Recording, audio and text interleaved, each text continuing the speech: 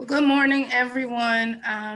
Thank you for joining us on, the Student Engagement and Leadership's call for a deliberate dialogue around race, equity, and how to create a more civil environment.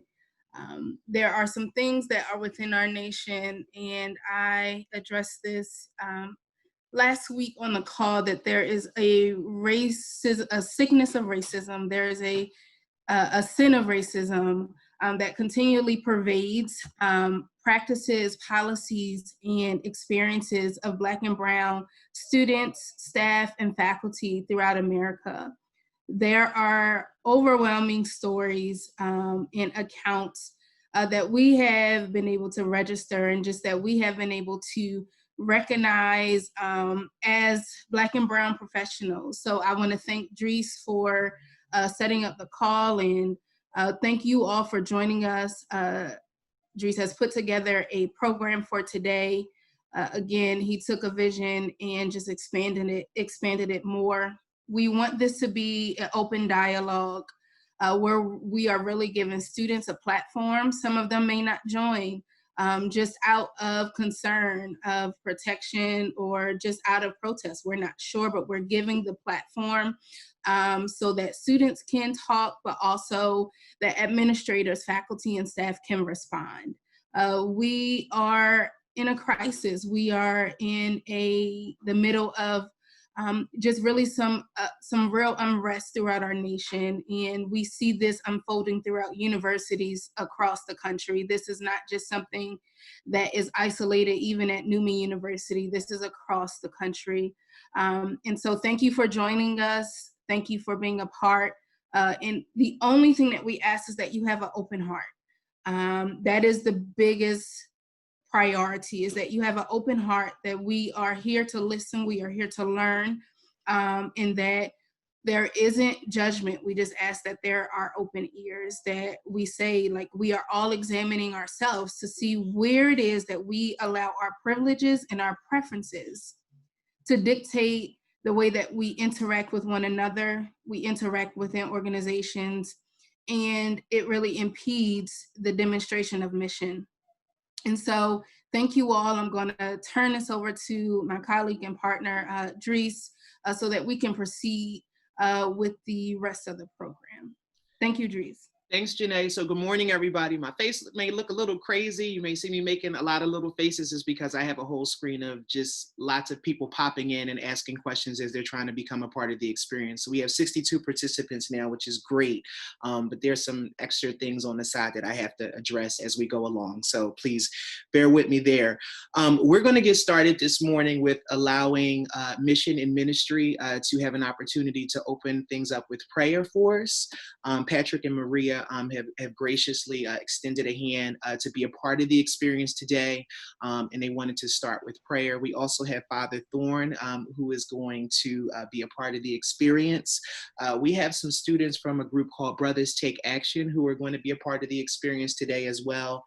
We have a powerful video that was shared with me by my grandmother. It's a YouTube video that I wanted to share with everyone that really encompasses a lot of the feelings that Black men, Black females have right now during this time as a result of situations like George Floyd and those particular scenarios there. And then we want to kind of wrap things up with allowing students just to have an open dialogue and for faculty and staff to be able to chime in, respond, and also really listen and absorb and try to think about being a sponge and just soaking up as much as you can in terms of the experience that our students are having during this time. So we're going to turn it on over to Patrick and Maria to start with prayer for today.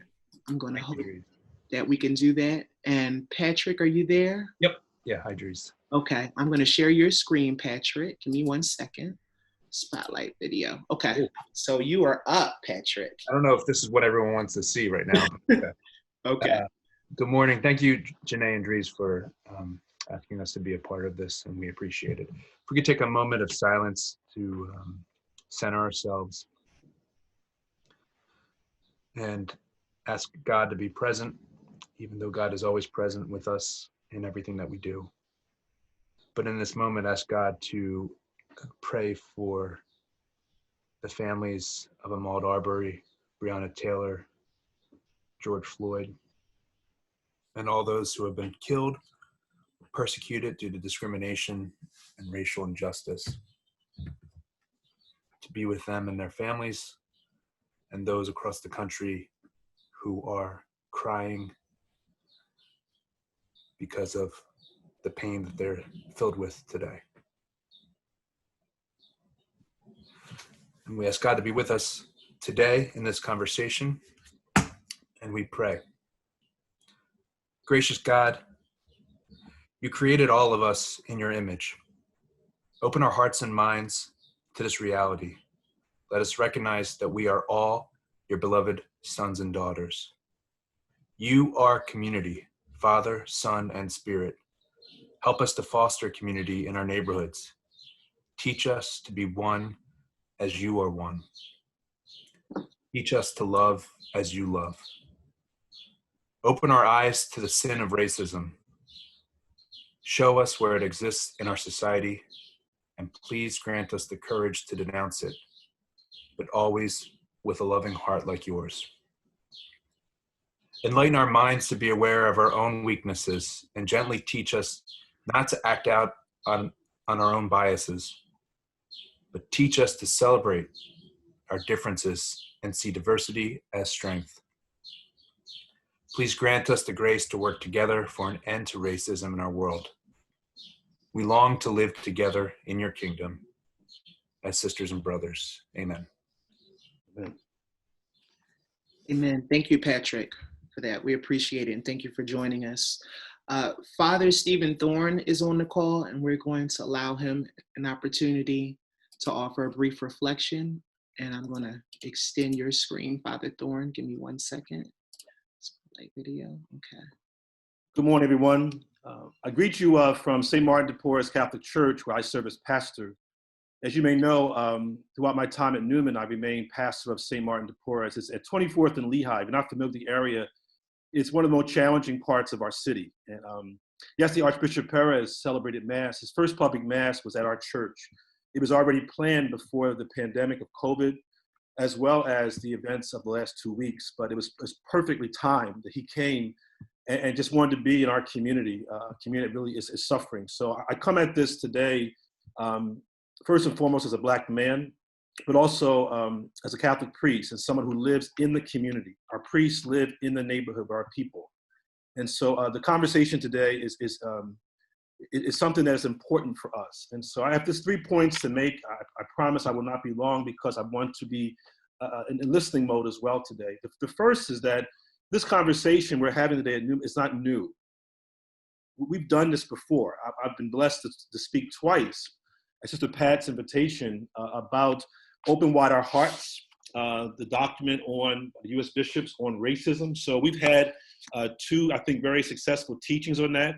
I know Dr. Domes has had a number of conversations and has formed a task force to address this. So we're not new to this. I think what happened 2 weeks ago has heightened all of us that we have to do more in this conversation. And so I welcome and encourage you today to do just what Ms. Janae invited us to do, to listen and to act. And my second point I want to share is that when I was chaplain, I often said we know who we are. And if any place should be addressing racism, not as a reaction to something bad, but as an ongoing reality, it should be a Catholic Franciscan university. This is the place where those critical, courageous conversations, those deliberate dialogues ought to happen. As a professor of theology, I welcome my students to ask the tough questions about theology. That's how we learn. So we come at this from the lens of our rises, our values. We come at this from the reality that we are a place of learning. So we should always be in learning mode. All of us, students, faculty, administration board, all of us have something to learn. And my third point is that I hope these conversations lead to action. All of us have work to do. I said to the Archbishop, we have work to do. And so we just can't simply say, let's pray about it, or let's have a meeting about it. We need to act. And I really want to encourage all of us to begin to really think about the things we want to see changed in our church, in our world, in our nation, in our university. One of the changes I've seen, and it's happened this past week, Mayor Jim Kenney and Archbishop Perez are speaking. If you're from Philadelphia, you know that's a great thing because that's always been the case. Archbishop Perez has appointed me to a task force the mayor has put together of multiracial, multi-faith task force to address race in Philadelphia. That's a progress, that's an action item, and more to come. So I'm gonna encourage us today in the conversation to be bold, to be courageous, to do it so through the lens of the fact that racism is a sin. And if we are people of faith and work at a place of faith, we have to address it as a sin. And the only way we address sin is a moral remedy. And I so hope all of us to think about it in that way. We can address this. When we cannot say we are living out the gospel of Jesus Christ and harbor racism, whether it is covert or wherever it may be, it cannot be who we are. So that's my comments today, and I'm looking forward to the conversation and hope it leads to some action. So thank you so much for inviting me to be part of it. Thank you for getting involved, and thank you for sharing, Father Thorne. I'm going to take an opportunity now to share the video that I was referring to at the top of the conversation. So I'm going to share my screen and hope that everyone can absorb this and see this. I dare you. Ask yourself, I'm asking you to when did my baby become a threat to you? When I cried. When I started to crawl. When I started to speak. When I started to run. When I started to dream. When I laughed for joy. When I played with my toy gun. When I learned to read. When my jeans were too baggy. When I wore a hoodie. When I drove a car. When I left the library late from studying. When I protect my family. When you need jail cells filled. When I'm less than perfect. When I went for a run. When I went to the store. When I fought for your country. When I held my arms and my hands high. When I finally earned my degree. When I loved with my heart and soul. When I sat enjoying my coffee. When I go for a job interview. When the dictation of my speech was not like yours. When white women become uncomfortable. When I protested the injustice of the cage you built. When I wear a mask to protect you and myself. When I raise my voice. When I move too fast. When I breathe. When did my baby become a threat to you? When I was born. When did my baby become a threat to you?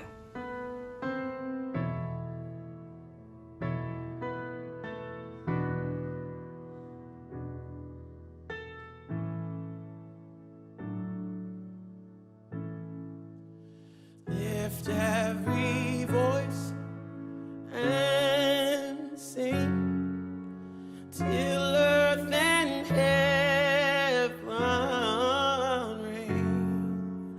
Bring with the harmonies of liberty.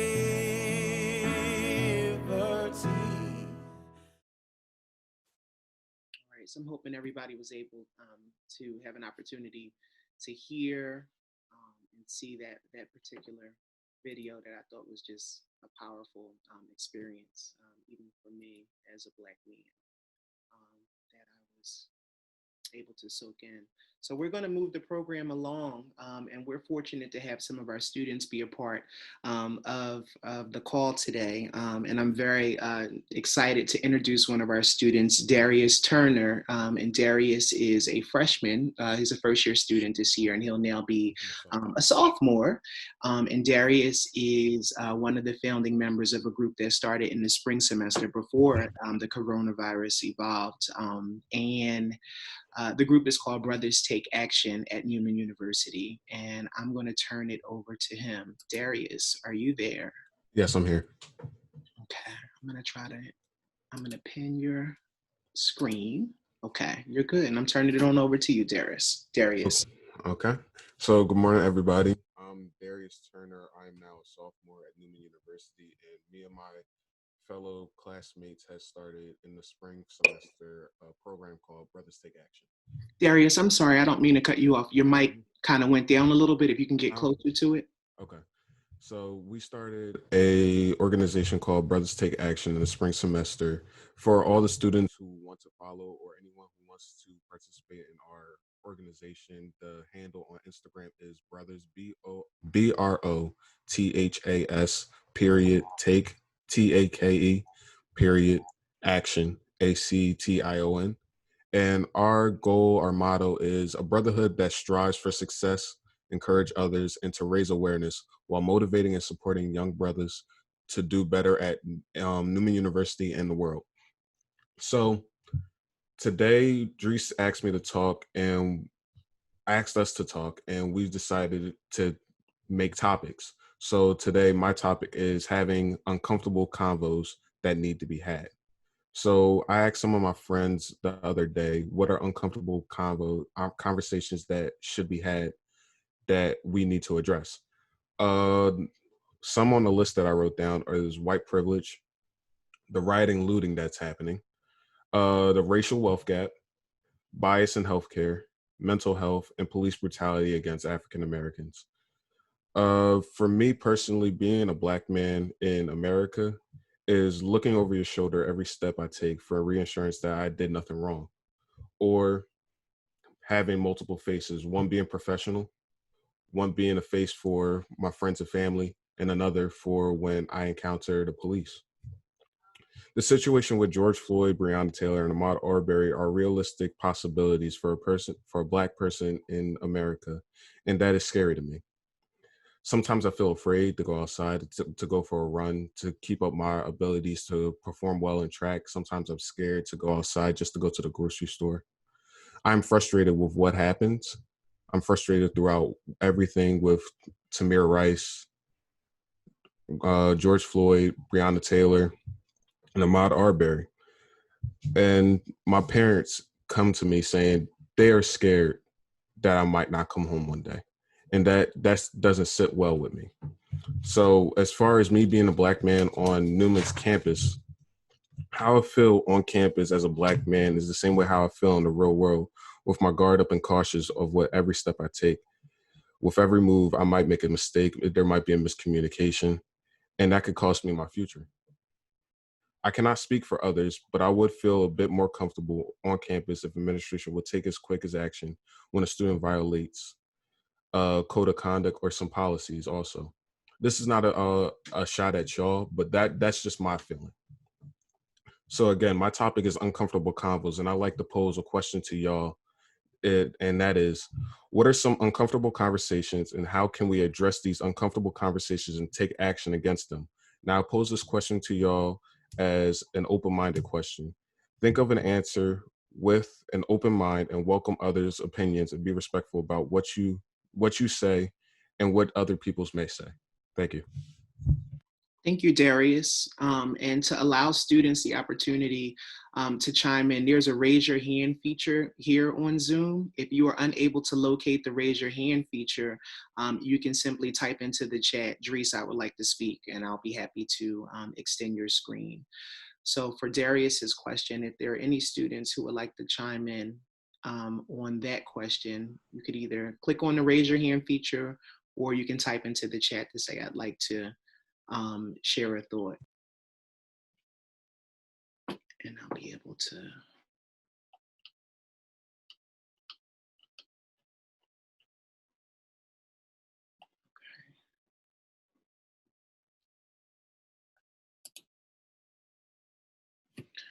All right, so Darius, we're gonna let your question kind of percolate around in the head, and we'll come back to those thoughts. I'm gonna move on to our next speaker. We actually had Linwood White. He's also a first-year student.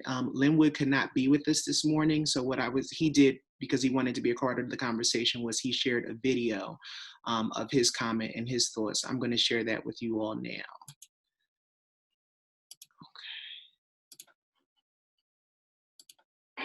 Hello, my name is Linwood White, and I'm currently a sophomore at Neumann University. I'm also part of the Brother Take Action movement that is going on at school, and currently I would like to talk about the events that are going on in the world. These past couple months, way too many innocent Black lives have been taken from us due to police brutality. It has been a real issue in people of color communities, especially Black people. It's been like a real, it's been really sad. There's way too many lives have been taken, and I'm glad that these issues are finally being brought up. These protests are finally creating awareness about what's really going on, and see that it's making a big difference in the world. And I'm really glad about that, because it tells me that there is a brighter day, and there is hope at the end of the tunnel.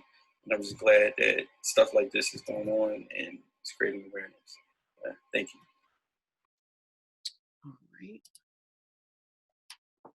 And I'm going to move the conversation along to Eric Kinney. Eric is also a part of Brothers Take Action, and I'm going to locate Eric. Eric, can you hear me?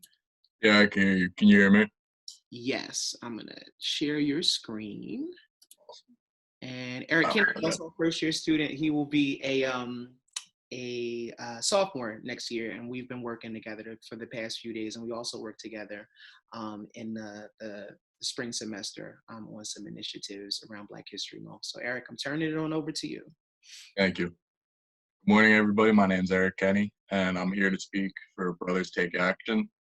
As Darius said, if you're interested, the Instagram handle is brothers with an A, period, take, period, action. We're working for a bunch of stuff over at school. But this morning, I want to talk about being an ally to those, who face these racial injustice, all that. So for me, it was a little different than a lot of people.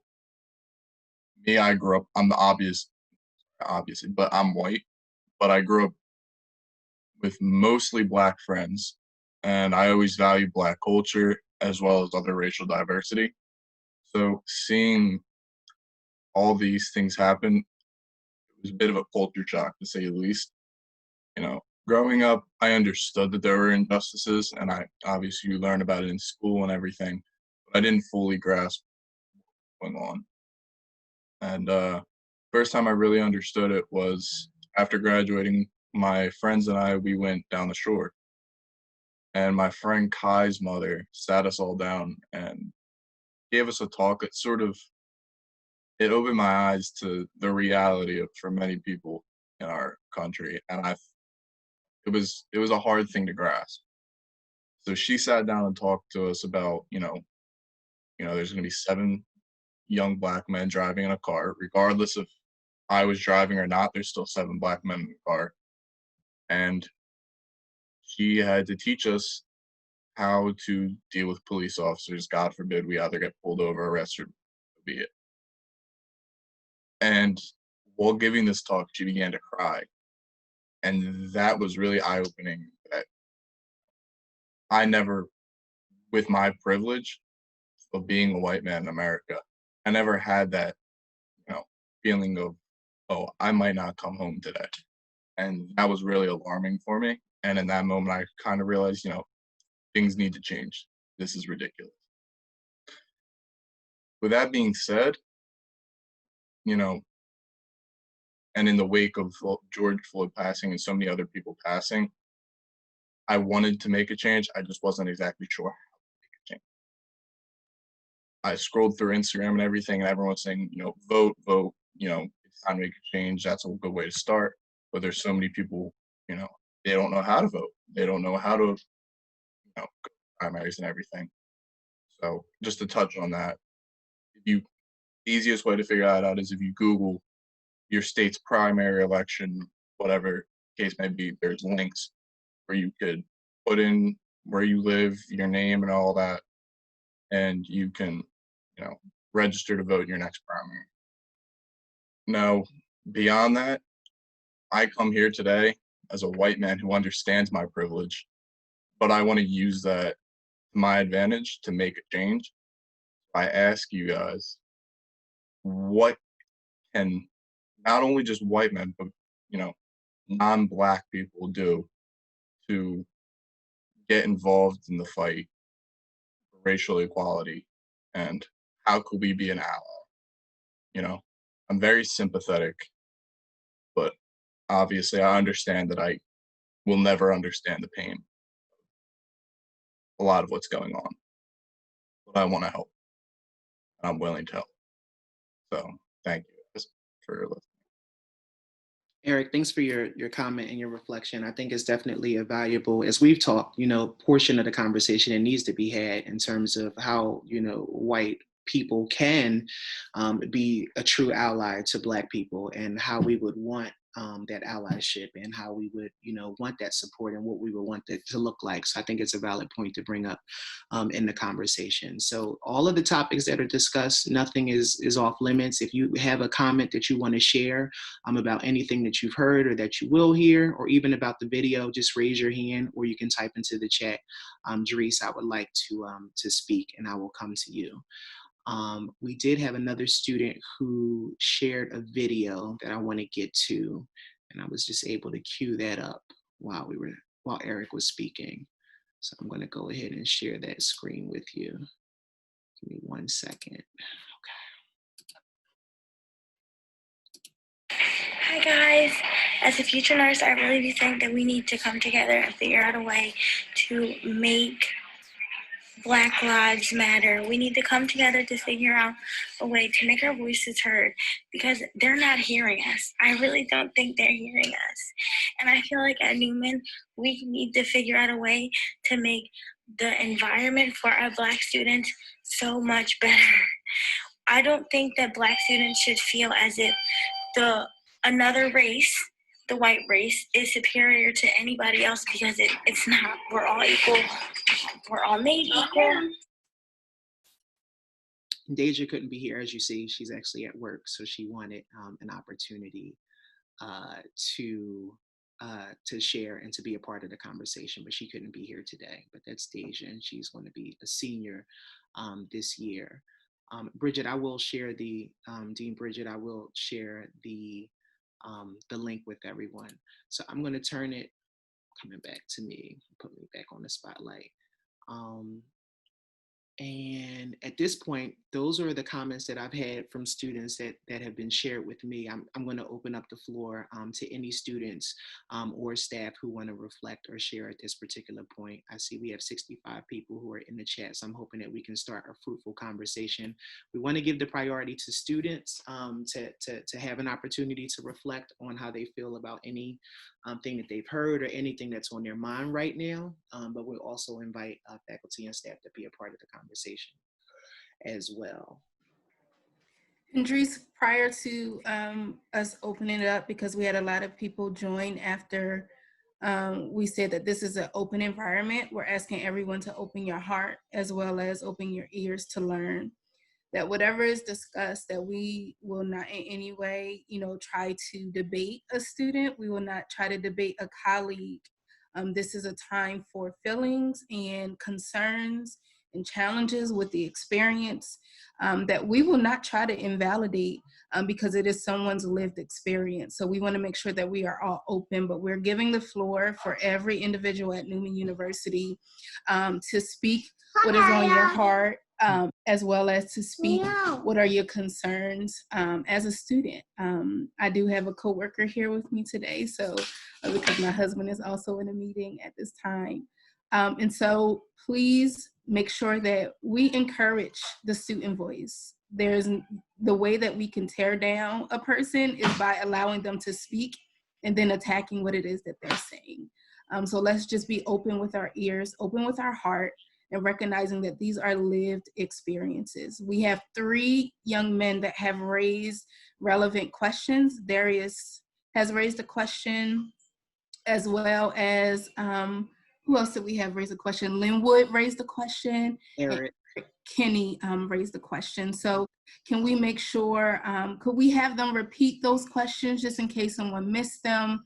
And Darius and Eric, can you place your question in the chat box just in case someone needs to see it, because we have visual learners, we have people that can listen and just learn or just to receive that information. So we want to make sure that we allow people to see the question, to hear the question, but also to reflect upon that question as well. So thank you so much, Dries. And thank you to our students for being so brave. So this is a brave space, and we encourage that. Yep. So we're going to have the students post their questions back into the chat for Darius and Eric. And we also got Deja's point of view there. So Faith Faye, are you there? I see that you'd like to join in on the conversation. Faith Faye. Hi, yes, I'm here. Hi, I'm trying to find your face so I can add you. Uh-oh. Oh, I see you. I got you. Okay, give me 1 second. All right. All right. Good morning. Thank you. Good morning.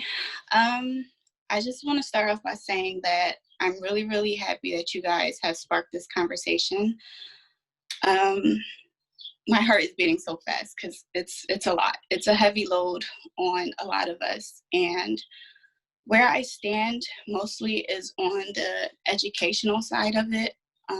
As for like Neumann University and like their mandatory classes. So I don't know too much about how that's worked, but I'm for ethics.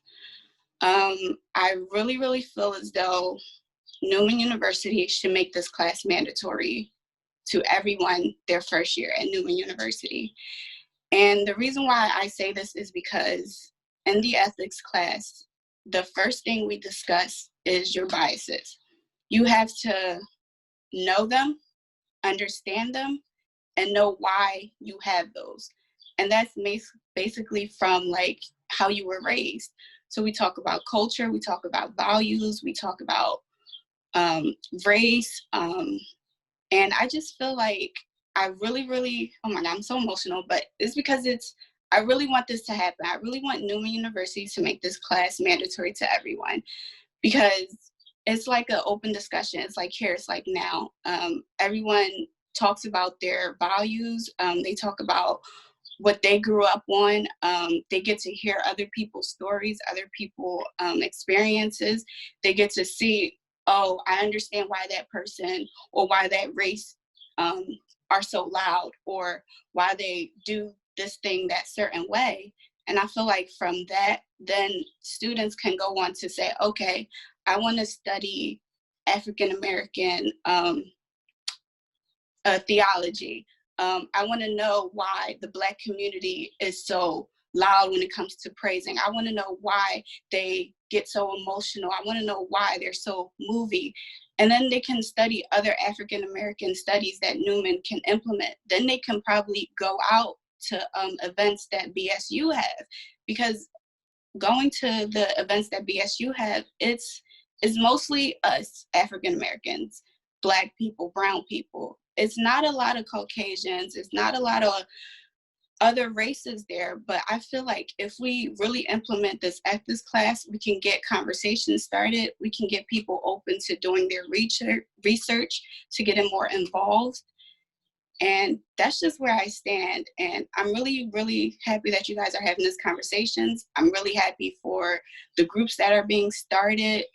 But I feel like it really is deeper than that. It's more than just having these conversations. It's implementing classes that'll teach you guys, that'll teach freshmen to understand, okay, this is where you stand. These are all your morals and values that were put onto you as a kid. Here's another perspective. Here's someone else's morals and values. And this is why they feel that way. This is why they are the way they are. And this is why they believe the things they believe. So that's just where I stand. And thank you for allowing me to talk. Hey, thank you for your comment. Just a point of clarity. What is the name of the class again? Some people in the chat have messaged me privately to gain clarity on what class you're referring to. It's the ethics class. So I graduated this year as a social work major. It's mostly taught by the social work professors. It's ethics. Okay. I don't remember if there's more to it, but it's ethics. And who was the faculty that taught you? Rena Keller. I think she's on the call too, possibly. Okay. Faith, thank you for your comment. Congratulations. Thank you. All right, hon. All right, so we're going to move along to our next comment. Aaliyah Shelton. Aaliyah. Hi, can you guys hear me? Hey, good morning. Do you have your camera on, Aaliyah? Can I just speak? Yeah, sure. That's fine. I just wanted to make sure I extended your comment. Go ahead. You're good. What's your comment?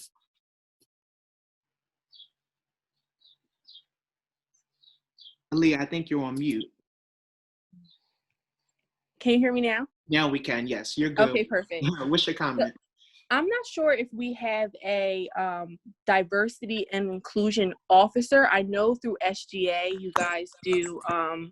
There's somebody appointed in that office who does that, but I definitely think that it's imperative that our campus hires a chief diversity and inclusion professional that will overlook and govern the matters that arise on campus and in our surrounding area of our school.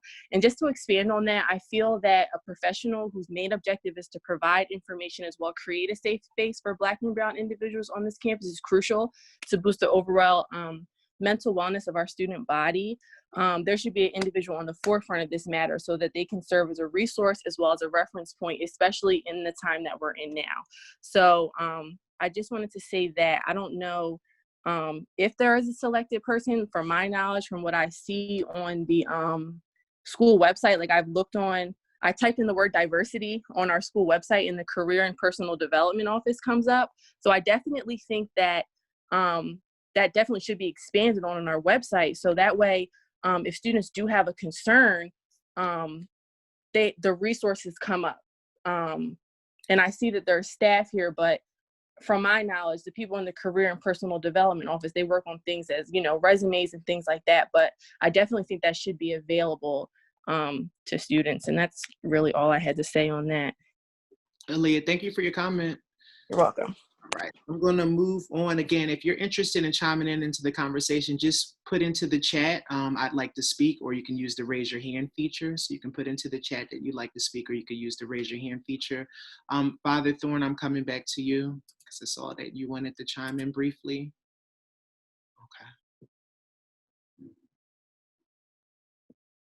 Yeah, just 2 points. The one point in response to the issue of the classes, I put in the chat box that Dr. John Cruzy and I developed a course called African American Spirituality, and it's taught in the fall, and it's always been a great opportunity for both Black and white students, as was referenced by the student earlier, to learn the culture of African Americans. And so it's a great opportunity. I don't know other colleges that have that, but it's something that is, I think, a great way to learn, as she mentioned, about the culture of African Americans from a spiritual perspective. So I think that's something that is open to Black, white, Catholic, non-Catholic students, and it's always been an experience that's been enriching. My second point, I just want to remind everybody, it was referenced to by Ms. Ryder, racism affects all of us. It's not just something that is a white thing. It's an American thing. We breathe in the air of it. So it affects the community. And sometimes, as African American people of color, we have to also check ourselves in terms of the things that have affected us as a people and how we go about our business. So something is not just simply, a disease that white people have. It's something because there's something called internalized racial oppression. Sometimes that we have ourselves, not loving ourselves and not seeing ourselves as being good and valued. So it's something that all of us. That's why the document Open Wide Our Hearts. We mean all of us have work to get done. Thank you for your comment. Georgette Hall Peterson, we have some other comments coming in too. Ms. Georgette from the Counseling Center, can I come to you next? Are you there? Ms. Georgette, I don't know if you can hear me. You raised your hand. I was going to come to you. I'm here. Okay, all right. Good morning. What's your comment? Good morning. My comment is this: after listening to the students speak their hearts, and I'm sure there are more who are not on this morning, hopefully will be on later on this afternoon when we do this again. One of the things, both as a Black woman and a healthcare professional, mental health professional, I understand is that these kind of conversations are very important. And I know that Neumann, through this, is beginning to crack the ice when it comes to having these conversations, though uncomfortable, and there may even be some fear around these conversations and opening them up. It is necessary for us to do this, and not just today, and not just in light of what is going on right now, but to provide ongoing opportunities for students to voice and to have a platform to talk about how racial matters are affecting them. Anything that we keep inside of us that is negative. It can be toxic and can affect us both physically and mentally. So these conversations are vital to the growth of Neumann University. And I think Neumann is poised right now to step out front and do some things that are not being done at other universities and colleges. Along those lines, there has to be, of course, as the young men have spoken and some young women, has to be action. And Neumann University, we have to be committed to acting on what we hear and what students are saying. And we have to understand the fear of students in terms of why they have not spoken out to this point, because faculty, staff, administrators, we are in power positions. And when we are in power positions and people feel powerless, they feel as though their voices are muted and that they cannot speak their hearts and their fears and their desires for the university. But I know if we take the time to listen and to act, the university can be a better place, not just for brown and black students, but for all students as they're concerned. So I just wanted to chime in and say those things in terms of encouraging students to continue to use their voices. It's a healthy thing to do. It will keep you mentally and emotionally and physically even healthy if you continue to do this. And then Neumann, as we are continuing forward, we create these safe spaces where students know they can speak and there will be no retaliation. There will be an open forum where they can speak without being feeling threatened or feeling muted. Thank you, Dries and Janae, for doing this. And thank you for allowing me to speak. Thank you for getting involved, and thanks for having your voice heard. So I'm going to share some of the comments that have been stated. And again, if you're interested in joining on the conversation and sharing aloud, feel free to just type into the chat that you'd like to speak, or you can just share your thought in the chat, and I'll be happy to share that. So I'm going to get to one of the comments. Paul, I don't know if you wanted to share through video as well, but Paul Riley, your comment is in the Nightlife app, there was a conversation about how one white female student was able to use her white privilege to avoid taking ownership of what appeared or appears to be actions she took against Black students. How should Neumann handle, I think the question is, how is Neumann handling cases of racism on its own campus? So that's a question right there that I know has come up, and I wanted to make sure that we captured that there.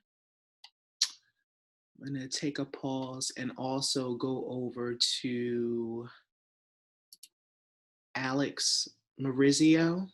Alex. Hi, can you hear me? Yes, I'm going to pin you in 1 second, Spotlight. All right, good morning. What's your comment? Good morning, everyone. So first of all, I just wanted to take a second to thank you, Dries, and Ms. Ryder for hosting this, and everybody that has spoken, specifically Brothers Take Action. And I wanted to comment on Eric's comment about allyship. And one of the things that I know myself, and I said this on the Instagram Live last week, I can only speak for myself as a white staff member here at the university, but one of the things that has really come to the forefront of my mind when answering Eric's question about what can you do to be an ally, there is so much that goes into allyship and being an ally that is really here to make change and take those action steps, much like Miss Georgette was just speaking about. And so it's all fine and good to post on your Instagram page how you're feeling. That might be something really good that shows that you're here for the cause, but not necessarily your commitment.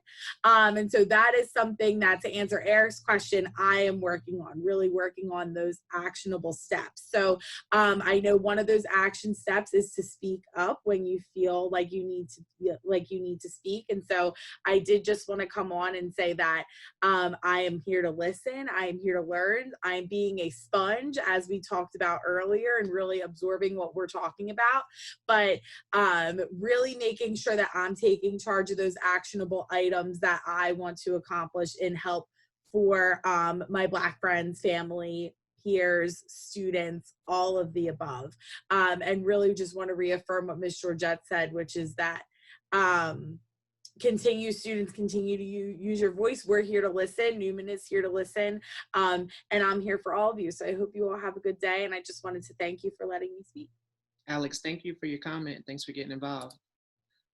Jen Menser, your comment is, I previously taught multicultural images in the media at other schools in the past, and I think a media-related class might be useful as well for students to understand how mediated images, stories can be insidious in perpetuating unequal treatment. Thank you for your comment. I'm going to go to our next comment. Sister Pat, Neumann does not have a diversity officer, but Dr. Domes has an established diversity council.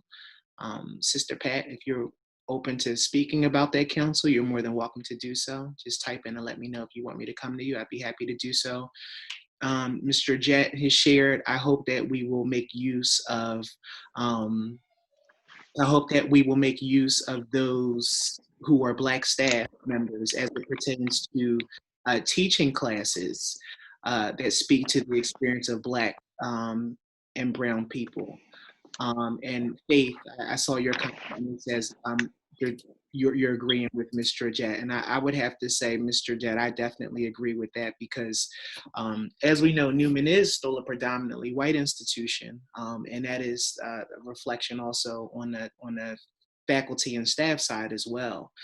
So my personal view, you know what I mean, as someone being a part of this conversation and listening, but also having only worked in student affairs at white institutions, predominantly white institutions, and only attending a predominantly white institution, Widener University, those faculty and staff of color were tapped on to be a part of a lot of the conversations that related to diversity, equity, and inclusion. And since we have such a small number of those individuals, I would have to agree with Georgette and say, I hope that each of those people are being used to their full potential in any and all matters to have a voice, especially when they want to get involved and they're a part of the actual lived experience, because they can speak to it from a different level of authenticity that others may not be able to.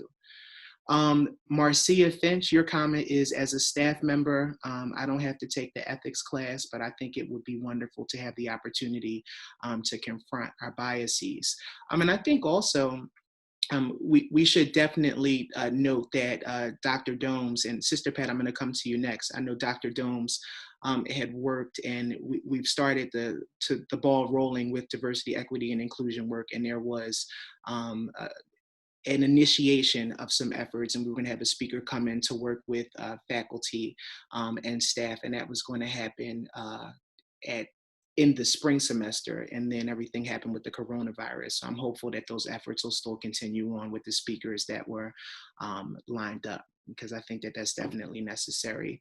Sister Pat, I'm going to come to you. Can you hear me, Sister Pat? Yes. Okay. I'm going to extend your screen, and okay. Good morning, and what's your comment? Good morning, and thank you. I'd just like to thank everyone, especially the students, because I found their sharings extremely helpful. And just to say to everyone that there has been a diversity task force that's included students over the last 3 years. There is a diversity council now, which will also include students. And there were changes made to the core curriculum to require all students to take a diversity certified course, and that became applicable in fall of 2019. Every student is also required to take an exploring ethics course. But to hear the voices of students affirm these efforts and call for more is extremely helpful. So thank you. Thank you for getting involved and for sharing those resources. Darius, I'm coming back to you. I see you had another comment. Darius. Yes, I do have another comment. So my comment is based off of Miss Georgette's comment in the chat about having, let me find it real quick. Take your time. As pertaining to teach, Black staff members as it pertains to teaching at classes to speak about the experience of Black and Brown people. So in the fall semester of my freshman year, Miss Denise Murray had an all-Black INT class. And me and Zach King and Linwood were all a part of it. And I feel as though we can all agree upon that it was one of the beneficial things as being a Black man on campus, because we got to come together and talk about it. And she showed us how how being a Black man is a good thing for us, and how we should be Black and proud. And also, it was a good way of talking about what is going on in America as far as how we are perceived. And that's what I would like to say. Thank you for your comment, and thanks for getting involved. And shout out to Ms. Denise Murray. I know that she's been at the forefront of championing a lot of these challenges and these experiences since she's been at the university. And it was an amazing initiative, one that I hadn't seen during my 9 years of student affairs. Being in student affairs, I hadn't seen at any institution a first year seminar type of course dedicated specifically to the Black male cohort, which was amazing. It took some great efforts. So I'm going to go to Aquay Flynn. Aquay, can you hear me? Yeah. Okay. Aquay, good morning. What's your comment? Okay, so as going back to the whole diversity thing, being as though as if I was on KPB and being as though as if I was working in the office and witnessing it firsthand and working closely with you and, you know, during certain things, and it's just working so closely within that, I didn't see too much of the diversity thing. And speaking on them saying that they do have a diversity council and stuff, and I just wanted to know, okay, so you have this council, but how are you going to implement these people who are within this council to make it diverse? Because as me witnessing, I have seen you and Ms. Ryder do a lot of things and work overload, and even we put in help to help y'all take some work off of y'all so y'all can, you know, just take a moment to breathe. And it's just like, it's where's the help? Like, why should it be so much of just this specific person? And then it's just when we do events and things, and then it's like, okay, well, it's not being inclusive for everyone. And then it's like, okay, well, y'all want us to be inclusive, but y'all are not putting in the effort to want to come help us do these events to be inclusive for everyone. So with that, and y'all wanting to stay away, then we're going to have this specific type of thing because it's these specific people who are putting it together. So we can only imagine or live of what's in our realm. We can't go outside of our realm. If only way we can do that is if you help us. We can't just go and be like, oh yeah, we don't know what y'all might want to do or want to include. So if y'all want these things, be inclusive of what we're doing. Okay, Aquay, thank you for your comment. I appreciate it. And Aquay has worked with us on KPB throughout the semesters, so it's definitely something to note. Some more comments. I'm going to get to Neumann Media. I saw your comment. I agree with Jen as a media professional. I feel that a media class would be excellent. I would also like to continue to facilitate conversations like this and the one that Mr. Jett, Ms. Ryder, and Ms. Purnell last week had on WNUW. I'd love for students to be involved and also perhaps make a feature similar to what we did with the Corona cast, where students, faculty, and staff can share their lived experiences of racism and help educate a wider population. I'm going to get to some more comments. Alex, I agree. I hope that workshops can continue for both students and staff, incredibly necessary. Thank you for sharing. Amy Hoy, I can't pronounce your last name, I apologize. Yes, it's Hoyle. You don't need to share that one. I just wanted to chime in because I really appreciate everything that's been said so far. Okay, well, thank you so much for getting involved. Okay, all right, I'm gonna go to our next comment here. Aquay, thank you for sharing. The name of the class is listed.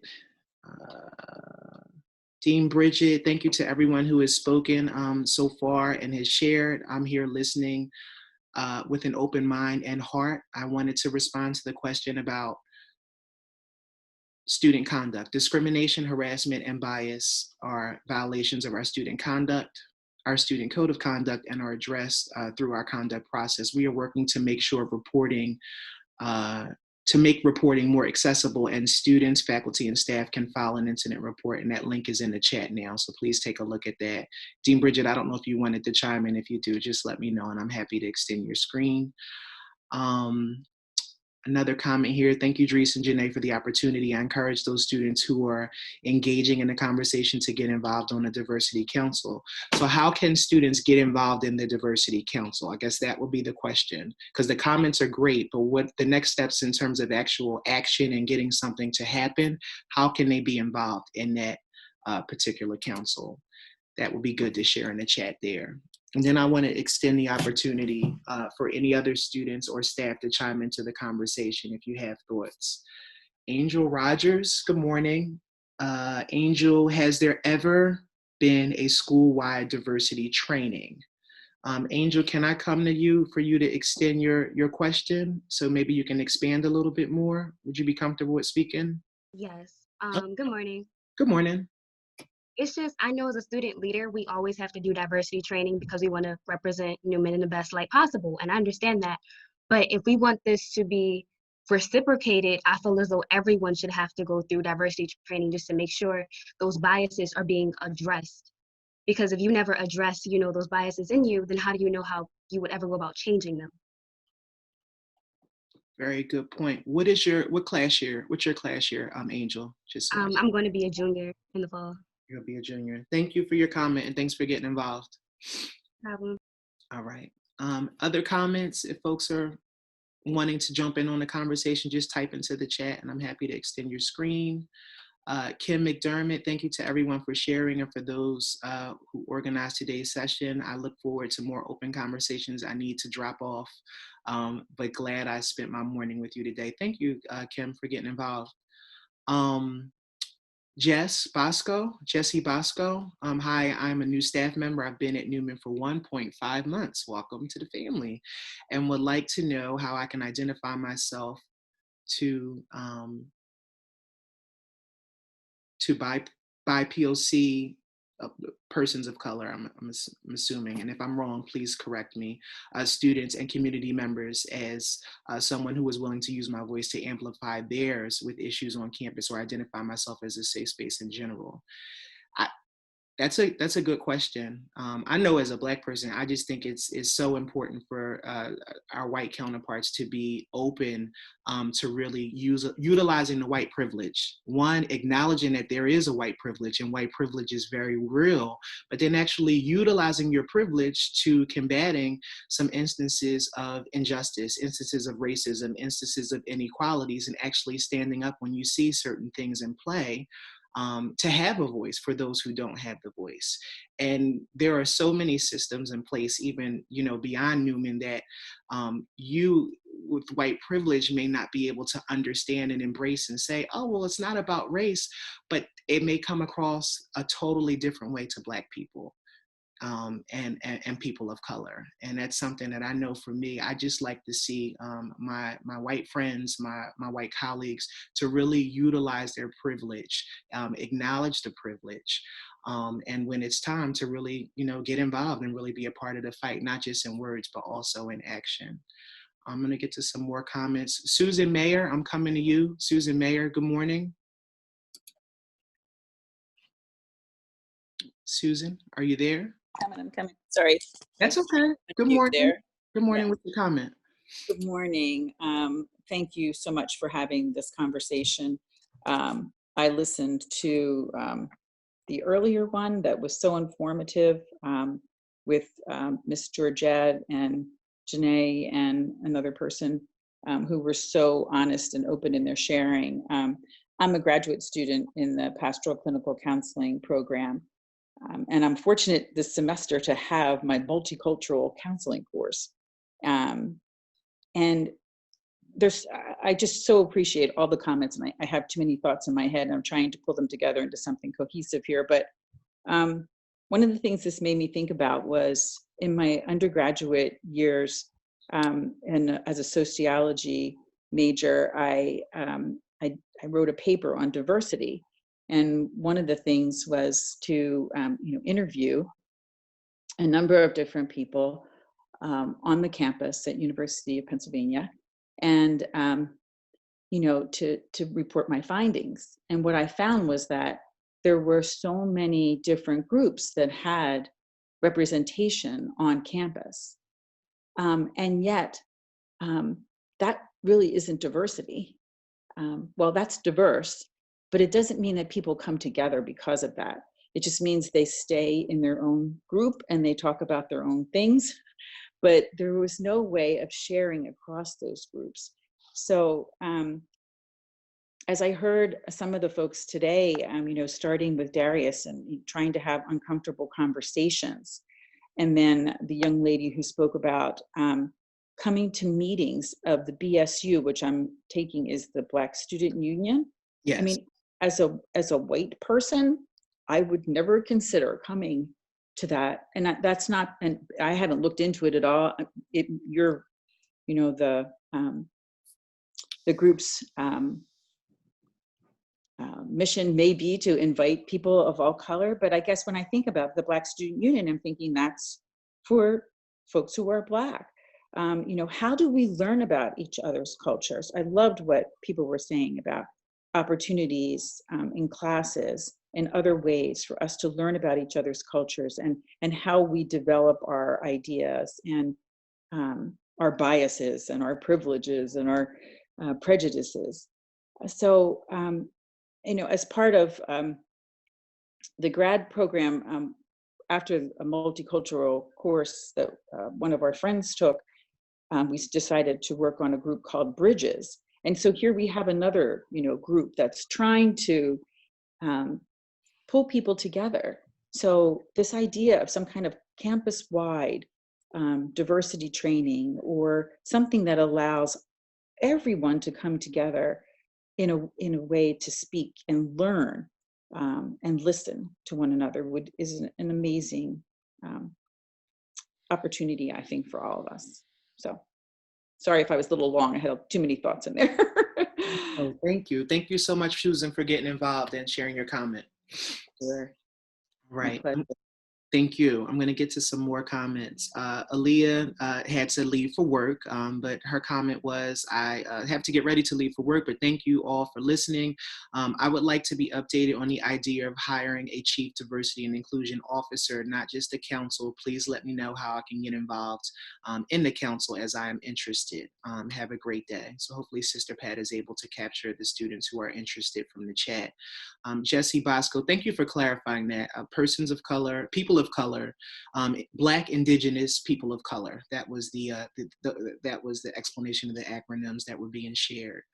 And Sister Pat, thanks to everyone for this opportunity. Hopefully this type of conversation will continue. And we're still taking comments because we still have more time. So if you'd like to chime in, please share in the chat and extend. I'll be happy to extend your comments. Yes. Hi, everyone. This is Janae again. I just wanted to chime in because just as Susan Mayer just spoke about bringing people together, I think it's important to make sure that just at understanding that race is a social construct, is not something that where you can really say, like, I'm looking at your blood, I'm looking at this, and you're this race, but it was a social construct that was developed to basically create systems of superiority and inferiority within our American citizen. We see it throughout Europe in different ways, but it's really one of the ways that service was delivered, priority is delivered, and resources have been delivered throughout the United States since its existence. And so it's important that in order to combat those the system of race, that there, and just as racism is institutionalized, there has to be a oppositional force within the system to change those things that exclude others. So we have to be just as intentional as an institution to say that, we know that there are barriers that are in place that, we can, again, I use the situation with housing. In the 1940s, 1950s, and not until 1968 was it legal for Black individuals to buy homes in suburbia. FHA wasn't even extended to Black individuals until 1968. And so, you know, FHA mortgages, and so we have to make sure that we understand, like, okay, if we know that, you know, why people gather together, even in a certain neighborhood, is because this is what has been set up for them. So if we know that this is a part of my identity, this is a part of my cultural experience, we have to create environments and systematically change those things that push out others. So that is, again, through hiring practices, that's through classrooms, that is through actively engaging with what we know is a bias. We talk about white privilege, but we have to put things in place that combat white privilege within a university or an organization or a corporation. We have to make sure that the same things that we know are pushing people out, that we have structures, we have programs, we have individuals in place to combat and to make sure that we are raising these issues at the table. If you only have people, just like it, I always like to have a diverse group of people that are a part of my life, that are a part of my friend circle, because they give me more perspective. You know, I enjoy the comfort of being around, you know, just people that look like me often, but also I have to challenge myself to go beyond that so that I can look at the different perspectives and look at the world in a different way. And so that's the same thing that we have to do even in leadership, within sports teams, within everything. How are we offering and going after individuals that don't look like me, that don't create the same comfort like me, that don't that don't have the same belief as me, that you know, doesn't have a similar walk of life, so that they can provide avenues, structures, programs, hiring insight, so that we can change, you know, our system that we know has been built upon this social construct of race that is meant to keep those that are not Black, those that are not white, you know, excluded. So how do we combat that? So this is very important. It's not just these dialogues. Dries and I are keeping notes. I'm sure Dr. Halk is taking notes because he always takes notes. Sister Pat, I'm sure, is taking notes. But it's about what are we going to put in place that is going to change this. Yes, we do need individuals. The task force, the council is going to be good. But then there has to be people that are going to be action players, that are actually going to institute the changes that are going to take place, because people are already spread thin. So I think that this is a great dialogue, but I had to say that we have to combat this system of race that was a social construct. You know, I can name a plethora of things about how we can go about it, but we're not here today. We're here to hear the students' voice, but also the colleagues' voice about how that change can come about.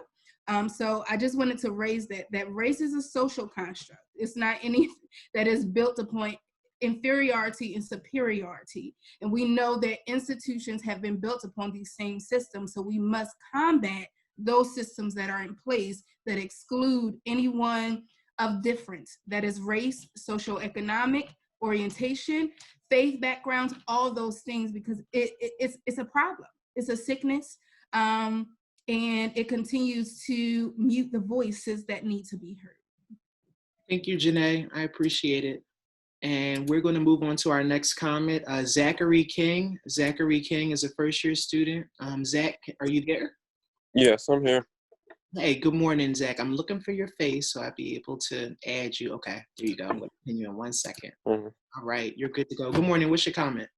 Hello, everybody. I'm Zachary King, and I'm a sophomore at Neumann University. And I would like to talk about athletes taking action.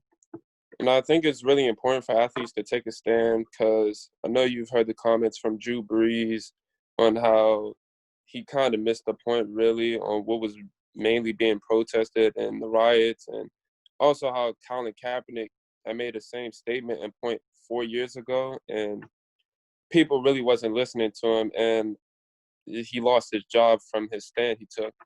I just think it's important for all athletes to try and come together and come up with their viewpoints on what they believe in and take a stand. And I know a lot of athletes now are kind of afraid to do so because of Colin Kaepernick's, how do I say it, punishment, really. They blackballed him, so they really fired him and he hasn't really had a job. So I think it's important for us to take a stand as a Black athlete, and that we should come together, take a stand as one, and how do I say this?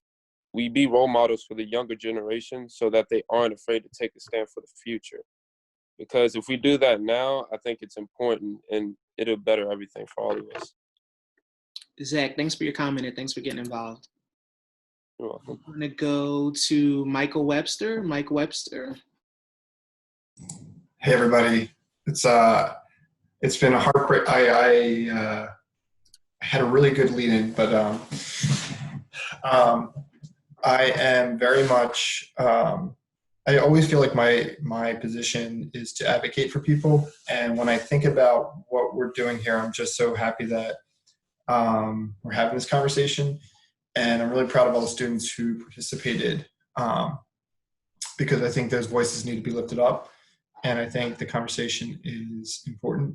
But what I wanted to share was that, to Janae's point, there's a need to, say that there's a line in the sand and we need to take action. And there's things that we can do, I think, quickly to empower and to be a role model institution in terms of who we are.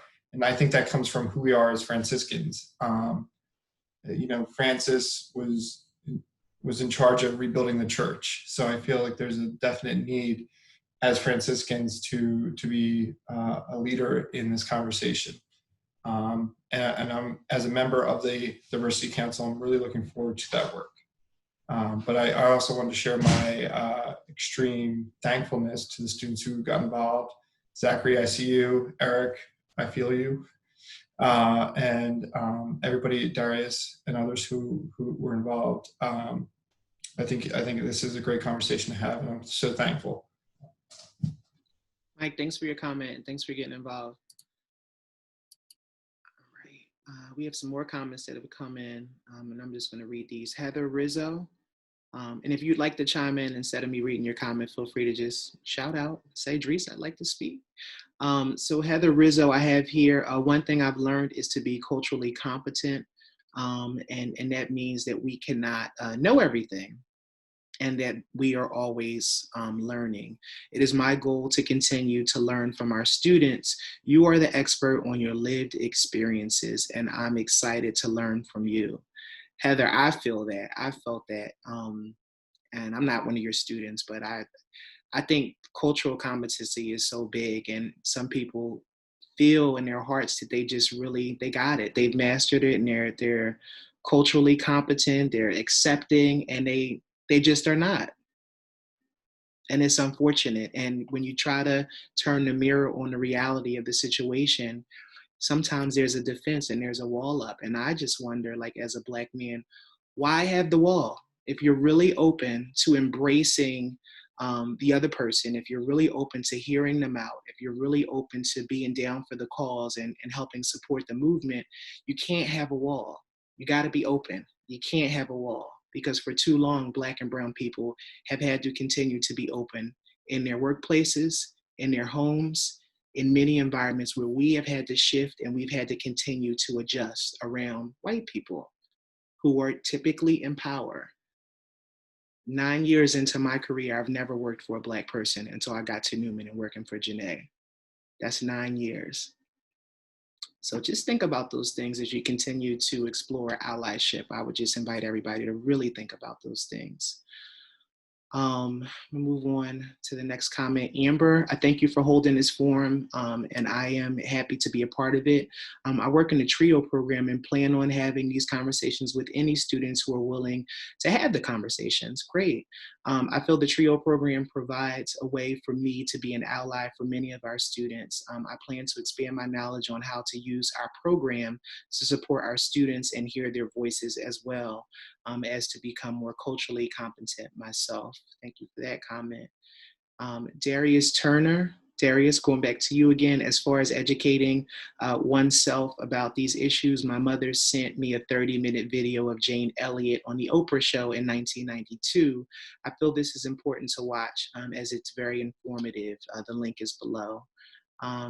Jessica has shared, as a white woman, I am here listening, educating myself, and figuring out the best way to take action and to use my privilege, especially going back to NU in the fall semester as a staff member. Janae, last week on the radio, you spoke about Planned Parenthood and the banks, and it completely blew my mind. I spent the weekend doing so much research, typical library person, haha, and was horrified. There's so much for me to learn, and I recognize that. White staff members, I encourage you not to just listen, but take action too. Thank you for that. Darius, you shared your link. Laura McLaughlin, thank you. Janae, excellent message, and we need to do this and make it intentional. We can't keep doing what we have always done. What are the changes? Let's put them in place. We can't keep doing what's already been done or always been done. Georgette, thanks, Zach, you're so right. Patrick McKenzie, Father Suresh would like to add something. Father Suresh, I'm happy to come to you. Are you there, sir?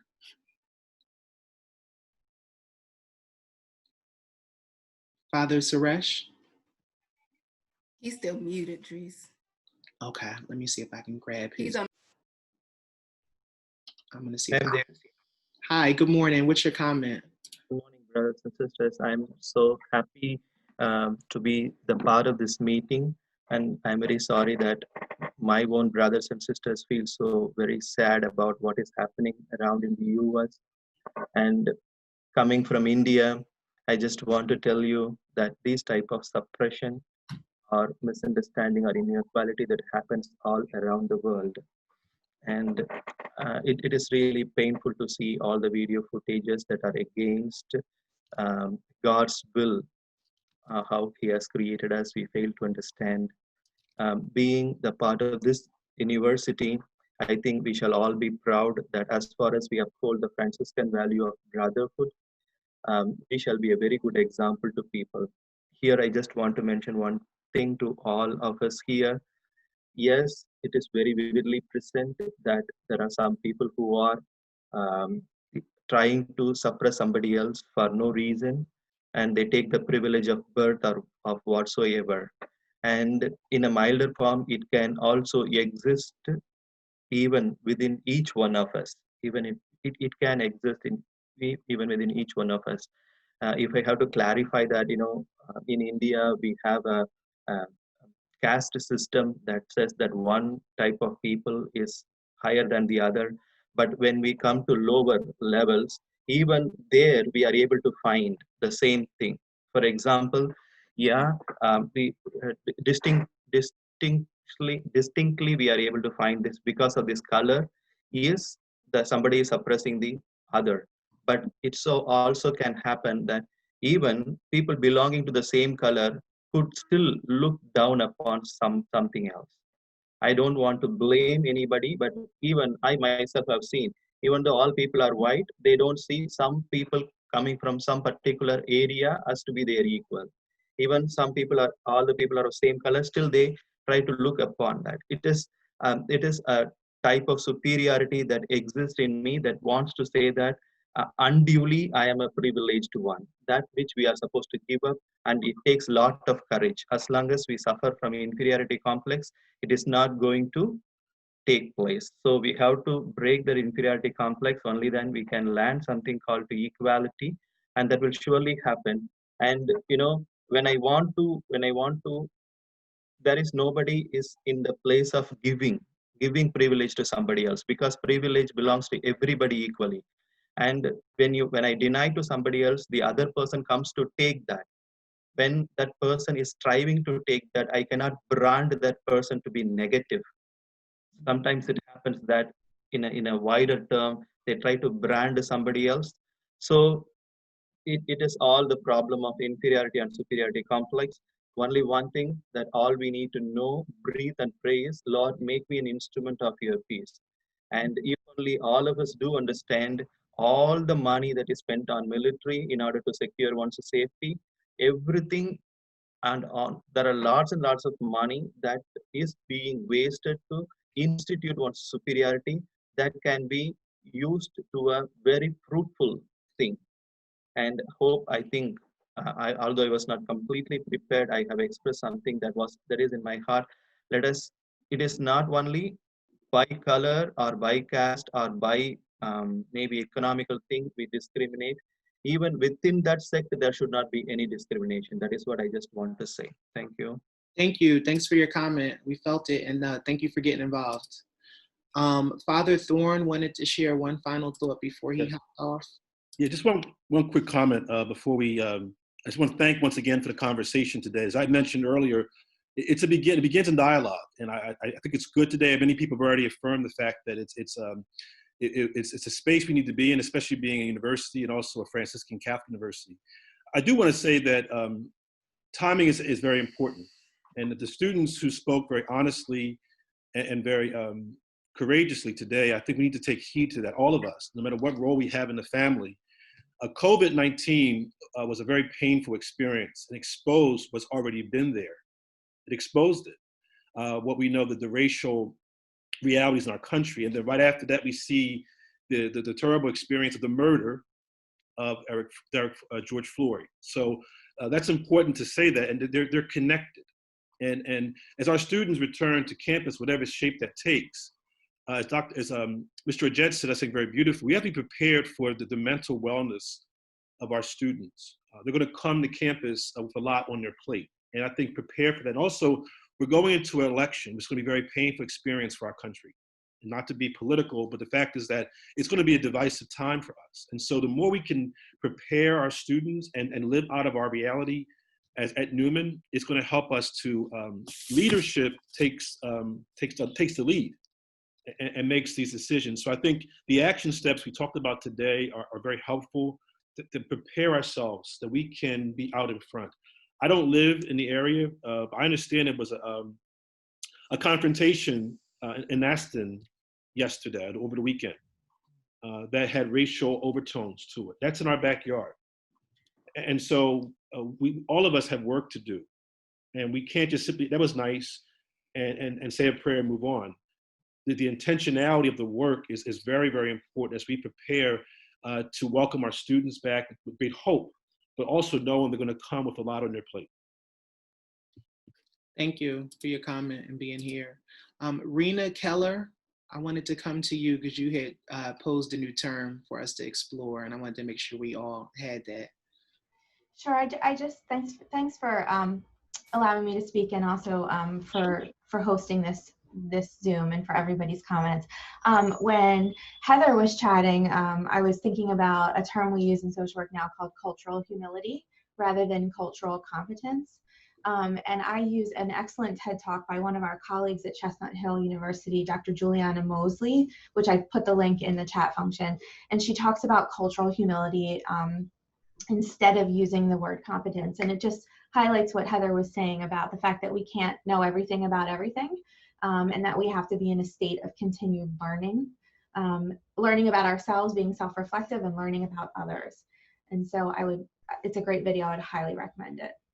Thank you so much for your comment. You. Thanks for getting involved. Okay, let me get some other comments as well. Alex, thank you for your comment there. We appreciate it. There's always work to be done. Dries, I absolutely agree. There can be no walls when trying to learn and grow. I couldn't agree more with Heather's comments. Talk the talk and walk the walk.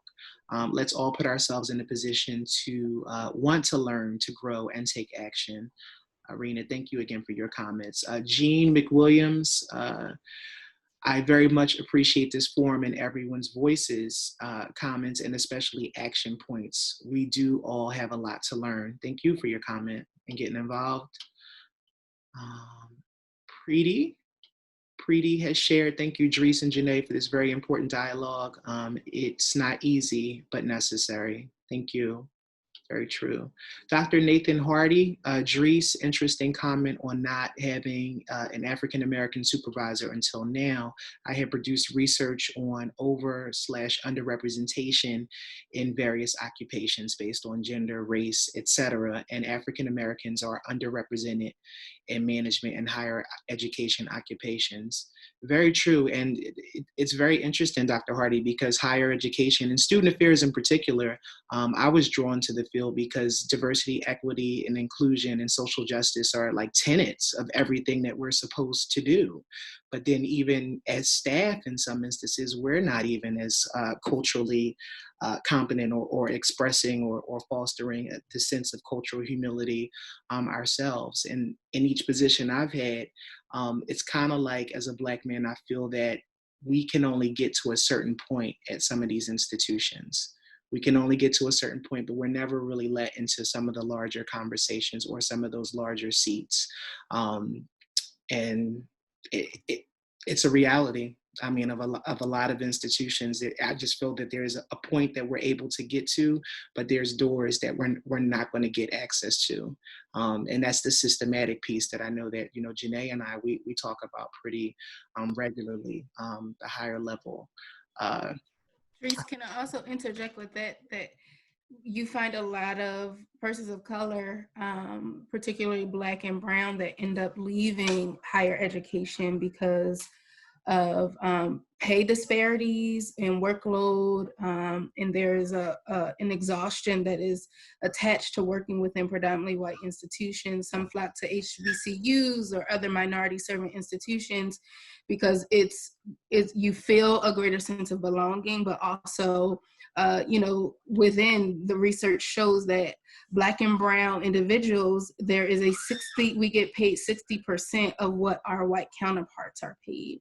And so you have to think about that 60% also we carry a higher rate of student loan debt because we have to pay our way through college and universities. And then if we want advanced degrees, you have to carry that. And then we also have our families that, so there is a decrease in marriages or even in partnerships, domestic partnerships, when some areas, because people do not want the cost of children.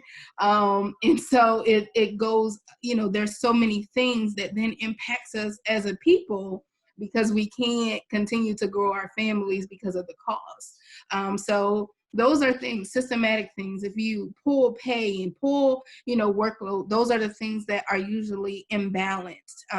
And cause those who really are committed to the cause of higher education to then turn to corporate America and corporate living because they can have a more robust life and decrease debt to income ratios. Thank you so much, Dries, for speaking on it. Thank you. Dr. Hardy, Dr. Nathan Hardy, I wanted to come to you next. You just have to take your mic off of mute.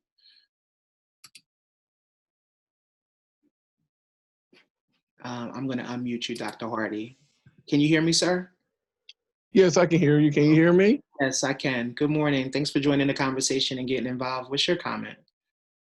Well, I was just following up on the comment regarding the, you was alluding to, your own experience with not having a African-American supervisor until now. And, I sent you a message through the chat with regards to, some research I have been doing over the years regarding over and underrepresentation of various population groups, whether it's male versus female, certain races, African-American, Hispanics, Asians, et cetera, in certain occupation groups, and develop an index to determine, what occupations are over or underrepresented by these population groups. And one of the things that African Americans are routinely underrepresented in is management positions. Mm-hmm. And we've heard plenty of this over the decades. It's still, after all these many years, a concern and a problem. But we're overrepresented in a lot of areas where it doesn't require, advanced education, and doesn't require that much, for lack of a better word, face-to-face contact or meaningful, significant face-to-face contact with regards to the people that are being served or you're working for. So I was looking to actually publicize some of my latest findings because I've just been updating this data this year.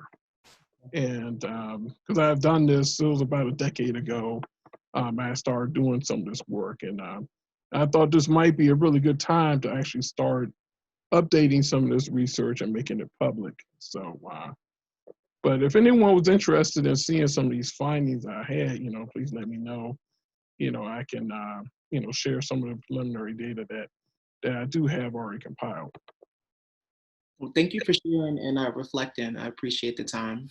Mm-hmm. All right. So we have some more comments that have come in. Faith Faye, I have to leave, but unfortunately I'm on the clock as well. Please don't let this conversation die down. As an alumni, I have heard about things I didn't even know Neumann had. This is proof that there is not enough work being done to diversify the Neumann community. Thank you to all the faculty members that are speaking out. You are brave and you are appreciated. Those who are here in silence, I take it, you are listening and taking notes, but you are too appreciated. You must be the change you want to see in this world. And that's one of our students who's now alum. Thank you so much, Faith, and don't jeopardize your job there. Jen McGrory over in Residence Life, Housing and Residence Life. Thank you, Dries and Janae. I appreciate this forum. I look forward to more open conversations. I want to learn and help make the changes that need to be made. Diane Tompkinson, thank you all to who organized the conversation and for all who spoke. I'm too listening and learning and hopeful that we can continue these conversations and act for personal and systematic change in our community and world. Jean, thank you for conducting this forum. I hope we will have more open hearts this year or for the years to come at NU and all over the world. Dries, can I make a comment? Yes, sure. Sister Linda? I can come to you, Sister Linda. I gotta unmute you. Give me 1 second. Let me extend your screen. And I'm unmuted. Got you. Good morning. Good morning, Dries. Thank you. First, I want to say especially thank you to Dries and Janae for beginning these conversations, not only with faculty and staff, but especially with students. I want to thank the students for their comments. I've been here for more than 20 years, and I know I still have a lot to learn. Now, you know, Dries, you already taught me a certain word. We're gonna have a barbecue, Dries. Thank you. I'm open to learning.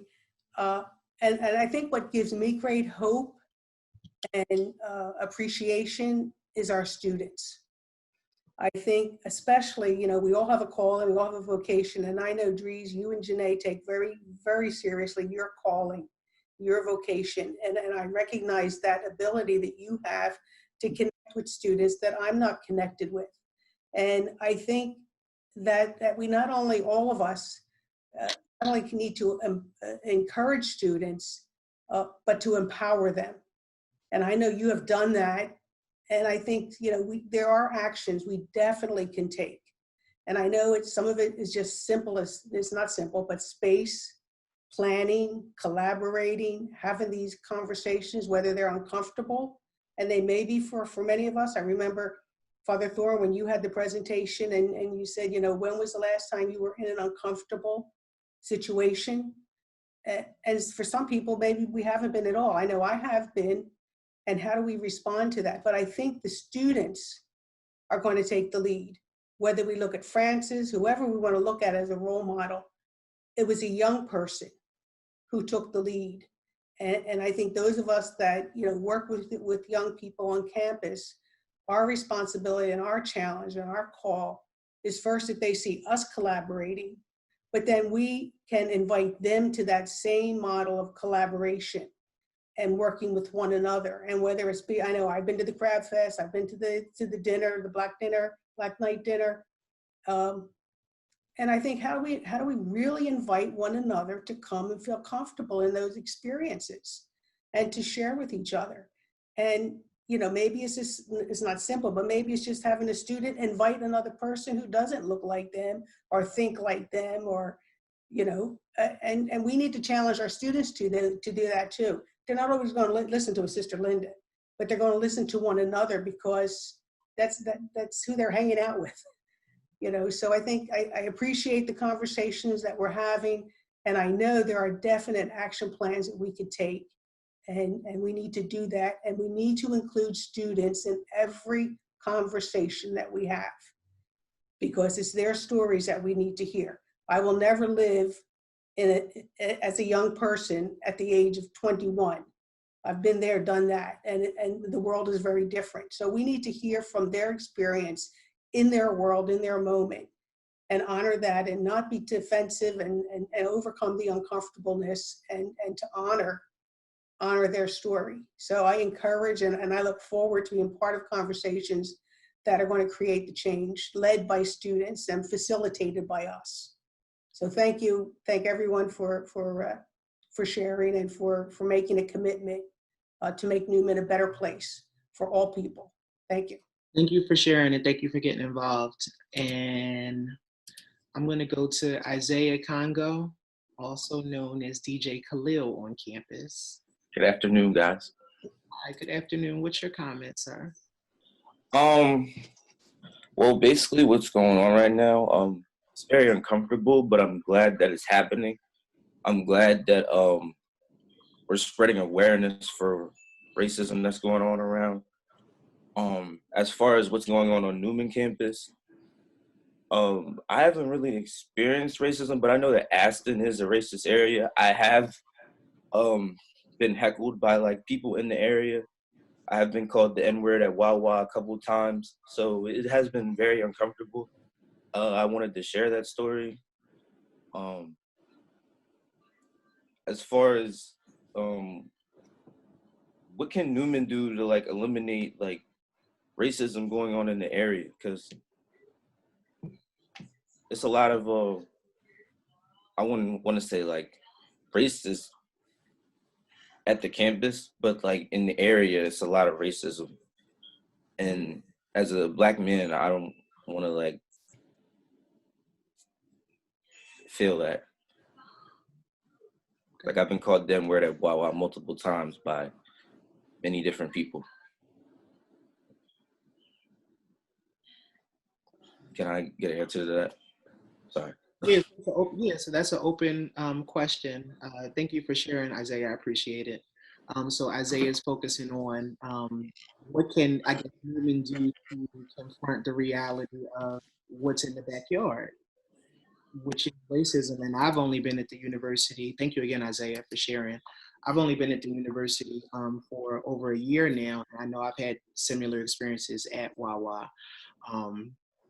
And in the community which is around. And these are areas and these are businesses that we've had to patronize because they're local to us, and it helps us have an opportunity, to support those in our backyard for our students. But if our students don't feel comfortable, what responsibility does the university take on knowing that this is the backyard that our students are traveling to get home, patronizing, and even just socializing in? What can we do about that? So there's the internal pieces, what's happening on campus, but then also off campus and around. What can we do? Laura, you said we need to call people out for their racist behavior. Very true, very true. Sean McDonald, we can use our public radio airways to educate the public, okay? And if anyone wants to chime in, feel free to just say, Dries, I want to speak, and I'm happy to put you on. 1 second, some more comments are coming through. Okay. Could I share Patrick McKenzie? Yep, Patrick, you can definitely share, sir. Thank you, Dries.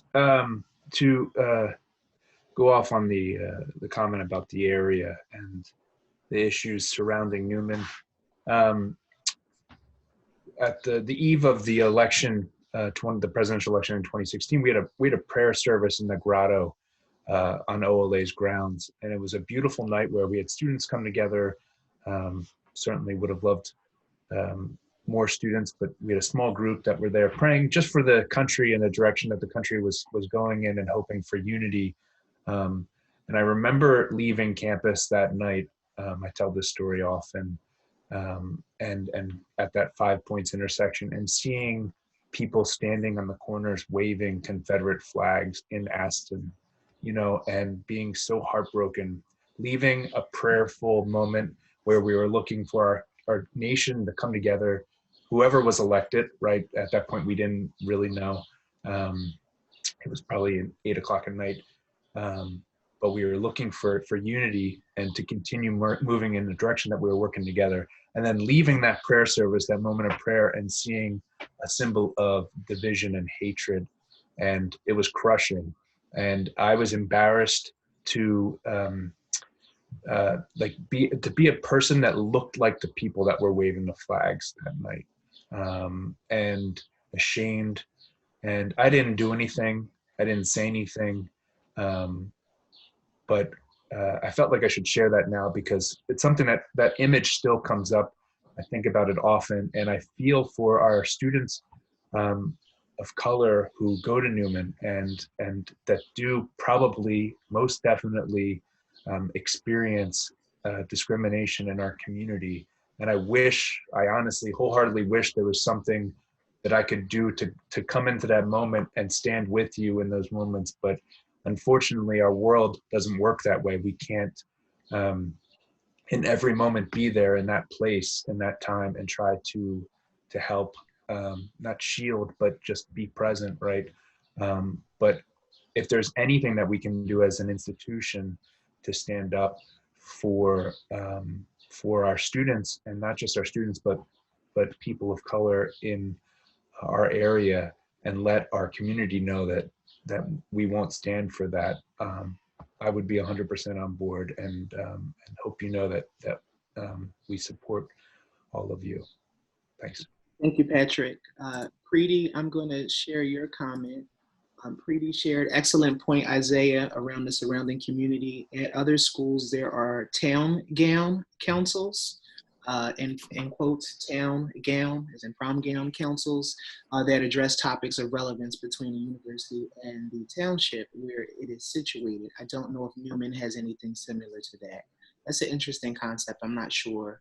I wouldn't be able to answer that. If someone in administration is able to answer that, that'd be great. Therese, I'm unmuted because I don't know how to put in my questions. Okay. So I chat. This is Sister Marguerite. I'm on a different kind of computer. It says me, and I don't know how to use it. Okay. Can I speak? Can I just say something about that? Sure. Am I speaking? Patrick, I need some more tutoring. I think that's a great example, and I remember addressing issues years ago, and I won't give the specific example in the community, where I went myself personally when a student came to me and explained to me about some racial, I was shocked, and I went to that person to that area. I believe what you're saying about Wawa, it grieves me terribly to think that, and we do a lot of business with Wawa. We have power, talk about power. When I hear this, I believe this is something that as administration, we can address, and I would be more than happy to go down to speak to a Wawa, some of our Wawa administrators and managers are Neumann graduates. So this is some part of the conversation, talk about action that we can continue to do. I'll say that enough about that. But I just want to say again, thank you for having this, Janae and Dries. And my heart is sad to think that our students would experience that, Darius, at Wawa or any others of you. And I encourage you to report that promptly. And again, as Sister Linda said, I know so many of our youth on this campus who have the ability and the understanding of our system that could really make an effort in changing. And I will speak to Dr. Domes relative to people on this council with our students, that we have some great students, we have great alums, some of them my very good friends, who will be able to speak to some of these issues. So I just need to say that, sorry, Dries, because they won't let me get in. I don't know why I can't do the chat. Patrick, I need more help. You're fine. Thank you so much, sister, for sharing. No, I'm sorry. I apologize for anything that, it's just sad. Thank you. Thank you for. Thanks for what you're doing. Sure. All right, and we are going to share some more comments. Susan, I like Laura's comments about learning how to be anti-racist so we can act. We need more white people who, if they hear someone being racist, that we say something. We have to. Teachingtolerance.org has many resources that are free and helpful on how to be anti-racist. Jessica, I'm happy to come to you. Jessica, are you there? Yes. Hi, good afternoon. Hi. It's 1 now. It's almost 1 o'clock. Oh, I'm you really can't see me. Hi. So, I wanted to speak a little bit. I wanted to touch on something Patrick just said. I felt kind of inspired by that. So, I live in Fishtown, Philadelphia, and a lot of you probably have seen on the news a lot of very angry white guys with bats wandering around Fishtown, talking.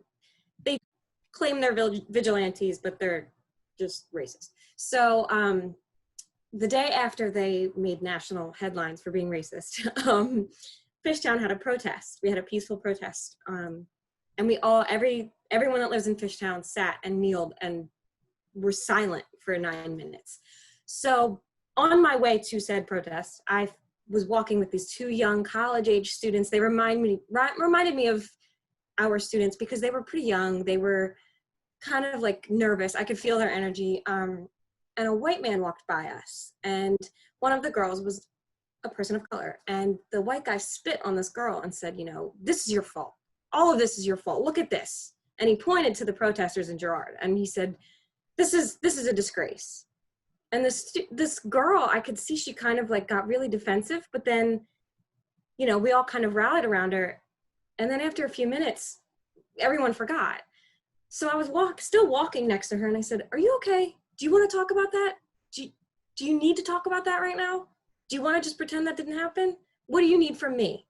Because I was a witness to it, and I saw her whole confidence, her aggression kind of deflated after this terrible man screamed at her. So I think as an ally, you have to say, if you see something like that happen, it's almost like you have to say, do you need me to check in with you? What do you need from me in this moment? Do you need help? Do you not need me to talk to you? What do you want? And I felt like that was really important to mention. Like that happened down the street for me. That was right there. And so when going back to Neumann, I really want to make sure students know, like, they have relationships with us. Neumann is different because we have relationships with students. We're different because we speak to students. We know their names. You know, I know in the library, the nursing majors. We know all of those students that come in, the regulars. And so if they're feeling something like that, if something happened like that to them, like at Wawa, I would want someone to come to me and say, this happened and I'm pissed, I'm frustrated, I'm upset.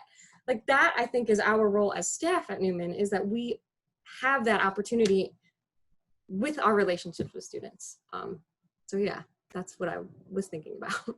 Thank you so much. And Yeah. Thank you for sharing it, Jessica. I think that's a powerful story you just shared. It was awful. It was a terrible moment. It was terrible to see, like, it just came right in my backyard. There's this man screaming at this young girl. Ridiculous. Like, it was just so frustrating. Yeah, and look at the passion that you have in your response, how you felt. So you can just imagine the feeling, right, emotions. And we actually at 2:00 are going to kind of dive into, we have 2 other students that are going to focus their conversation from Brothers Take Action on how Black people feel, the actual emotions that they have. And this was his question he came up with, because he said, I'm angry, I'm upset. And he just really talked about that. And I said, that's a great question. How do we feel? So at 2:00, I invite people to join us back. But I'm gonna try to grab some other comments. Thank you for getting involved, and thanks for your Eric, racism is a concept that is taught, and I feel as though Neumann has a platform to educate people to love rather than hate. I feel that the ethics class is essential, as are lessons about cultures other than our own. Dr. Nathan Hardy, going back to you, there is need for better countermeasures to effectively diffuse misinformation that is fueling racism. Alex, Eric, absolutely, you're correct. Paul Riley sent over a message. This is a private message. I'm just going to put that disclaimer there. Delco DA charges an Aston man with ethnic intimidation last week. Aston Police Chief says there is no room for such hateful and threatening behavior. They sound ready to work with this. This is what was sent in to me. Alex, 2 summers ago, I was able to attend a conference at Penn State University regarding creating town gowns. So kind of going back to Preeti's comment and feedback, and the importance of them in communities for towns and universities to come together. I would be more than willing to work on a committee that would be willing to form this type of positive relationship with our community. There is no room for hate in my home, workplace, community, and especially not towards our students, faculty, staff, and NU community that I love. We need to call it out when we see it. Silence is incredibly loud. If we say nothing, we settle with the "that is okay" behavior, and it's not okay. Edsco Brown. Dries, I have a question for student participants. I agree with Darius wholeheartedly that we need to have uncomfortable conversations. How can this be done in the classroom? So any students that want to chime into that, how can some of these conversations lead to the classroom? How can faculty and staff members facilitate these conversations, these tough conversations in the classrooms? If any students want to chime in, just feel free to say, Dries, I'd like to speak in the chat, and I'll put you on. Sister Marianne, thank you. We noticed you have to sign off. But thank you again to everyone who shared. Thank you. Darius, I'm going to come back to you. Hello. All right, Darius, what's your comment? So I was a student of Dr. Etzko's, and I feel as though from a teacher's aspect, if a current event as far as racial events come, I think it will be beneficial if you give a segment or the whole class period to talk about it and how other people feel about it and what's your outtake on it and your perspective. Okay. Thank you. Any other students that have feedback? How can, I guess, faculty and staff members, how can we really facilitate these conversations with students in a safe space in the classroom and even outside the classroom? How can we encourage that? If any other students want to chime in, just write into the chat, I'd like to speak. And I'll give a moment for that. Okay. And Teresa, I would like to say just to support and affirm Darius's response. I think that it is important not to ignore situations as they happen. I know Dries and I, like, we always in the office, we see these things happen. It's like, should we bring it up? Is it okay? Like, we could bring it up as students are bringing it up to us. But even in my doctoral coursework, whenever something was happening, like, that was literally like the second slide. It was like, welcome to class, second slide, when we were in a classroom, to say, you know, this is happening. How is this impacting you? Especially because we're practitioners that are in the field. And I feel like we need to give students the space to be okay. You know, when we don't say anything, I know, like, there's been so many things that have transpired within our country while I was at Neumann. And the fact that nothing was said, there was no announcement, there was no, like, stance from the university, it made me feel silenced as an administrator. Like, I can't bring these things up unless a student brings it up. And so we need to give the freedom for faculty to just bring things up and students to respond, because sometimes it's just the fact to say, like, I know that this impacts you. This could be a point of pain. So let's talk about it. And then these are resources. The counseling center has said that they're going to, like, give an hour today for people to stop by, you know, or like, we have to have responsive pedagogy. And that is continually fluctuating based upon, not like, we have to get through all the standards, and I know we have core and we have all these things that have to be done, but if the person that is receiving the lesson is broken and is going to be distracted that day anyway, let's give room for them to breathe, so that they're not ignored. So I'll pass that back over to Drew. okay, so we got 2 minutes, and I'm going to let Angel has a comment. Just real quickly to piggyback off of what Miss Ryder said. I like the whole space to breathe. Like I like when people acknowledge things that are going on in the world. And it only could take 5 minutes to like take the time out of a class period just to say, oh, how does everyone feel about this? Like, what do you want to say? What's your opinion on the matter? Just to make people feel acknowledged. Thank you for your comment, Angel. Eric, I'm going to come back to you. Well, pretty much everything I was going to say has already been said, but I think it's important to normalize these conversations, because if you don't normalize them, then I feel like they don't get out there for enough people to really learn.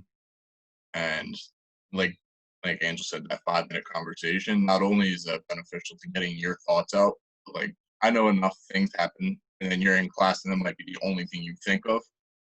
So rather than having those thoughts just perseverate in your head, I think it's important to get your thoughts out and get your feelings out and have a better understanding of where everyone comes from, because not everybody's from the same background.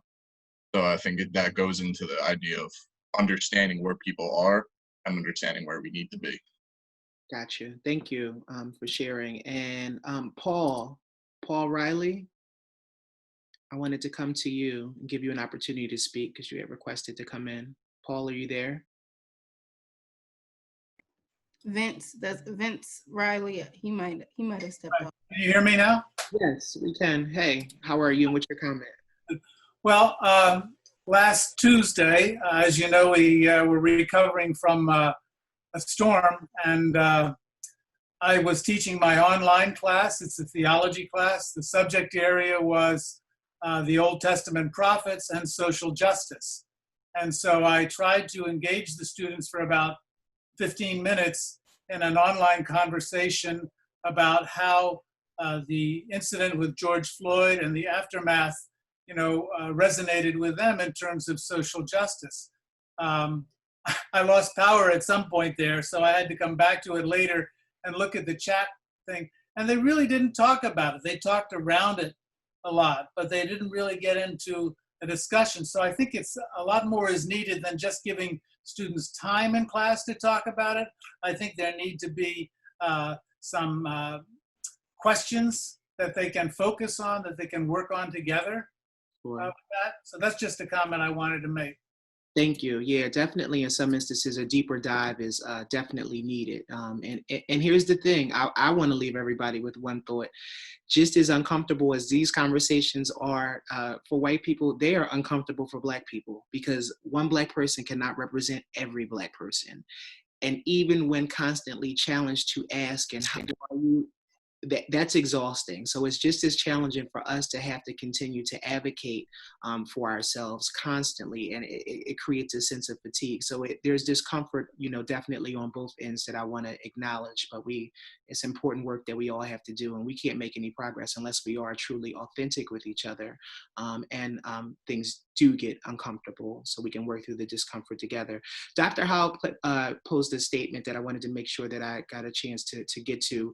He shared that Father Thorne is going to be offering a part 3 to his presentation and dialogue on racial healing through Zoom at 6 p.m. on Monday, June 15th.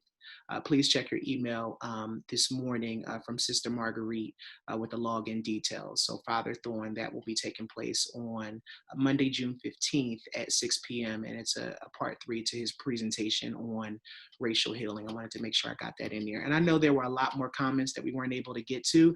That's why we scheduled part 2. So 2 p.m., we're going to have a similar format, but we're going to hopefully have some new voices, some students who will be out of work and able to comment. And we're going to do a deeper dive in some different topic areas, which are still all related to the general topics that we've explored today.